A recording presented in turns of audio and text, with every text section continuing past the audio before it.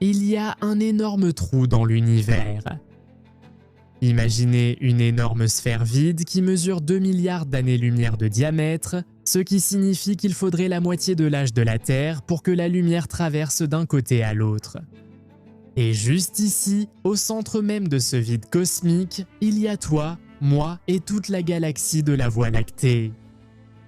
Maintenant, l'idée que nous vivions au milieu d'un grand vide dans l'espace peut sembler étrange, voire un peu terrifiante. Mais il y a en fait de fortes chances que ce vide soit la clé pour enfin comprendre la nature mystérieuse de notre propre univers infini. Car même en observant le ciel, depuis le lieu le plus sombre ou avec le télescope spatial le plus puissant, nous ne voyons jamais l'image entière. L'univers n'est pas une couverture infinie d'étoiles. Le véritable univers ressemble à ceci, une structure tridimensionnelle de vide et d'amas qui s'étend comme une toile infinie. C'est en fait similaire au déplacement des neurones dans votre cerveau, ce qui est intéressant et sans doute pas une coïncidence. Mais pour revenir à l'univers, il y a deux forces opposées qui s'affrontent pour créer cette toile. Ce sont la gravité et l'énergie noire. La plupart d'entre nous connaissent bien la gravité, c'est la raison pour laquelle les objets tombent quand on les lâche, et la gravité est le résultat de la masse. La Terre est très massive, donc elle crée la force de gravité que vous ressentez en ce moment.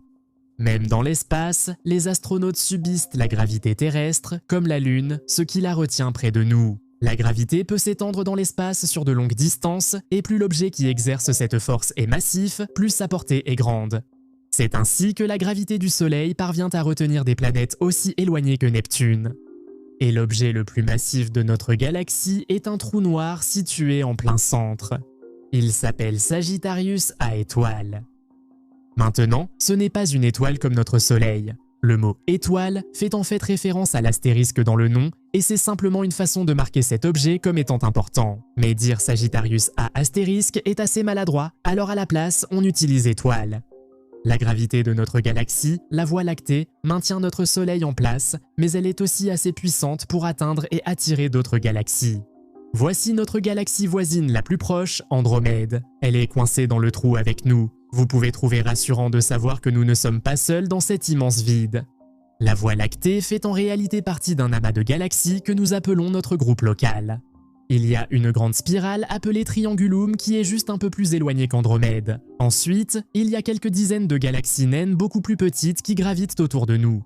La gravité combinée des trois grandes galaxies est en réalité si forte que nous sommes tous les trois attirés les uns vers les autres dans un événement de collision épique qui fusionnera les trois spirales en une seule supergalaxie. Mais cela n'arrivera que dans 2 ou 3 milliards d'années, donc ne vous en faites pas trop. Cependant, l'inévitabilité de cette fusion nous pose un problème que nous devons résoudre dès maintenant. Si les galaxies ont tendance à s'attirer les unes les autres, alors comment se fait-il qu'on se retrouve avec un immense vide où il n'y a pratiquement aucune galaxie et juste un petit amas coincé au milieu? Est-ce que les autres galaxies nous ont rejetés? Sommes-nous les marginaux du cosmos? Peut-être. Pour une réponse plus raisonnable, il faut examiner la grande force opposée à la gravité, l'énergie noire. Ça sonne très mystérieux, mais l'énergie noire n'est en réalité qu'une étiquette que nous utilisons pour décrire la force mystérieuse qui fait que l'univers est en expansion. C'est l'un des plus grands problèmes de notre compréhension actuelle de la gravité. Si la masse attire une autre masse, même sur des distances incroyablement longues, alors en théorie, toute la masse de l'univers devrait s'attirer et se rassembler. Mais au lieu de cela, nous avons vu des preuves que l'univers fait en réalité le contraire. Il s'étend, et plus récemment, nous avons remarqué que la vitesse de cette expansion semble s'accélérer. Ce qui voudrait dire que l'énergie noire n'est pas seulement l'opposé de la gravité, mais qu'elle est en réalité une force plus puissante, capable d'éloigner les objets les uns des autres plus rapidement que la gravité ne peut les attirer. Comme la gravité dépend de la masse, l'énergie noire semble, elle, venir du vide, ce qui est assez étrange. Et les personnes les plus intelligentes sur Terre essaient encore de comprendre comment cela fonctionne. Mais nous savons que le résultat ressemble à ceci.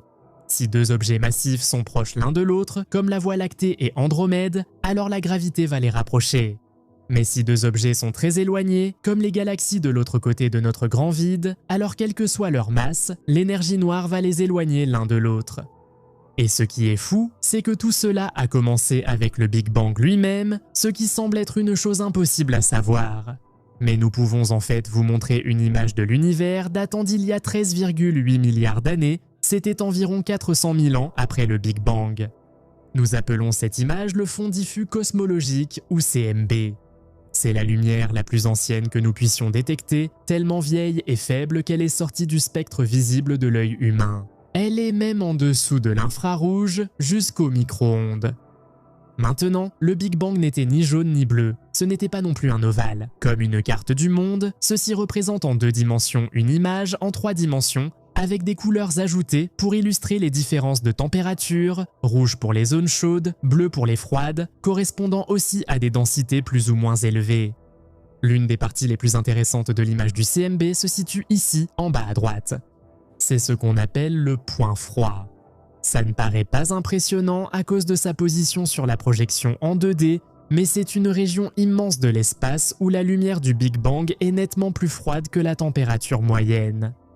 Ce qui rend vraiment cette tâche remarquable, cependant, c'est le fait qu'elle est entourée de zones plus chaudes que la moyenne. Il y a donc un contraste énorme à cet endroit précis, comme si l'on tombait d'une falaise de montagne dans une vallée profonde.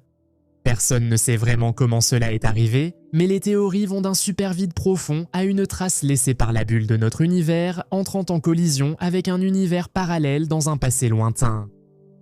Mais ce que cela nous dit avec certitude, c'est que dès le tout premier instant de la création, de puissantes forces cosmiques étaient à l'œuvre. Et c'est ainsi que nous nous retrouvons avec un univers qui n'est pas simplement une couverture homogène d'étoiles. Cette structure en toile est façonnée par des poches d'énergie noire qui s'étendent dans des vides et par des concentrations de gravité qui attirent les galaxies en de longs filaments. Cela signifie qu'il existe un opposé naturel au vide. Nous appelons cela un attracteur et c'est là que nous finirons par aller.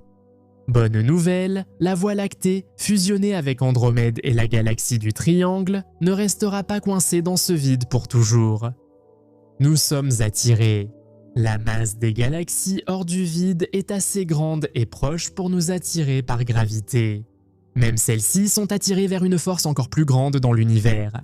En fait, chaque galaxie dans notre région générale de l'espace, qu'elle soit à l'intérieur ou à l'extérieur du vide, est entraînée comme un poisson qu'on remonte au bout d'une ligne vers un point unique dans l'espace.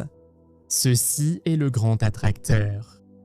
Comme pour la plupart des choses dans l'espace profond, nous ne savons pas exactement quelle est la source de cette attraction, mais nous pouvons dire qu'il existe une sorte d'anomalie gravitationnelle située juste ici, à la lisière de notre immense vide. Pour qu'il puisse générer assez de gravité pour alimenter ce flux de galaxies, il faudrait qu'il ait une concentration de masse environ 10 quintillions de fois supérieure à celle du Soleil. Cela représente 10 millions de milliards de soleils. Le problème avec le grand attracteur, c'est que même s'il est gigantesque, nous ne pouvons pas le voir depuis notre position sur Terre, et cela parce que notre propre galaxie nous bloque la vue. De notre point de vue, le noyau dense de la Voie lactée couvre environ 1/5 de l'univers visible, ce qui rend très difficile de voir ce qu'il y a de l'autre côté. Nous appelons cela la zone d'évitement, et c'est là que se trouve le grand attracteur. Celle-ci est probablement une coïncidence, mais c'est quand même un peu effrayant. Et il s'avère que ce contraste entre les vides et les attracteurs est responsable de la forme de notre univers connu. Maintenant, quand on prend du recul et qu'on regarde l'ensemble, on voit que l'univers est en fait plein de trous, un peu comme une éponge ou du gruyère. Le plus tristement célèbre de ces vides étant celui-ci, le vide de Boötes, aussi appelé le Grand Rien. Et c'est là qu'on commence à prendre du recul sur notre propre place dans le cosmos. Avec ses 400 millions d'années-lumière de diamètre Boötes, n'est pas le plus grand trou de l'univers, mais c'est le plus profond et le plus sombre. Selon la densité moyenne, une région de l'espace de cette taille devrait probablement contenir environ 2000 galaxies. En réalité, le vide de Boötes n'en abrite que 60. C'est vraiment un espace vide. Et quand on commence à comparer cela avec notre propre vide local, qui s'appelle le vide KBC, on commence à remarquer quelque chose. Notre vide n'est pas du tout aussi sombre. Alors, comment ça se fait? Eh bien, comme pour la plupart des choses en science, tout est une question de relativité. Le vide KBC est bien plus grande que Boötes, mais elle est loin d'être aussi vide. Notre trou local contient la Voie lactée et notre groupe local de galaxies, Et il contient aussi la majeure partie du superamas Laniakea, qui est cette structure gigantesque composée de centaines de milliers de galaxies. Notre vide est donc mieux décrit comme une région de l'espace très sous-dense.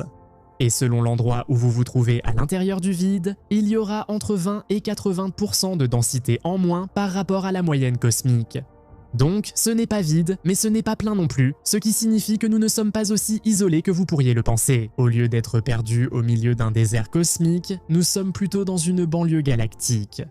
Et cela peut vraiment nous aider à comprendre notre place dans l'univers. Peut-être que nous ne sommes pas seuls. C'est juste que tous les extraterrestres font la fête au grand attracteur et nous, on est coincés ici au bout d'une très longue file d'attente pour entrer. Ou peut-être l'inverse, la vie prospère simplement en banlieue. Les villes, c'est sympa, mais aussi dangereuse. Les gens se font tuer, ils se font renverser par des voitures, des choses leur tombent dessus. C'est pareil pour ces amas galactiques denses. Ils vont être remplis de radiation, de supernovas, d'objets interstellaires qui foncent partout et percutent tout sur leur passage. Il se pourrait que le milieu de nulle part soit en réalité le centre de la vie telle que nous la connaissons, ce qui voudrait dire que ce ne sont pas des vides, mais simplement des îles de civilisation. Maintenant, si vous voulez vraiment entrer dans l'étrange, il n'y a pas de meilleur endroit que le bord même de l'univers. Nous pouvons commencer ce voyage en cliquant sur l'encadré à l'écran dès maintenant.